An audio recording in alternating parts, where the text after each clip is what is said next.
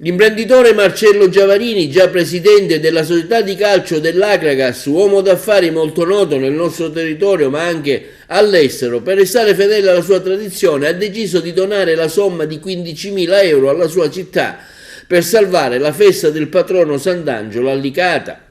Giavarini afferma come metto a disposizione dell'amministrazione comunale di Licata la somma di 15.000 euro per consentire l'organizzazione dei festeggiamenti. Giavarini ha accolto subito l'appello che il sindaco di Licata Pino Galanti ha rivolto agli imprenditori. Credo sia doveroso, continua Marcello Giavarini, da parte mia, come ho già fatto a Natale, contribuire all'organizzazione della festa di maggio dedicata a Sant'Angelo. Bisogna restituire ai licatesi, continua Giavarini, la tradizione, la fede, la devozione nei confronti del patrono e comprendo bene lo sforzo che sta facendo l'amministrazione comunale. Io ho vissuto a lungo all'estero e la festa patronale mi è molto mancata. Mi rendo conto bene quanto sia importante questo momento di raccoglimento, utilissimo per creare uno spirito di comunità.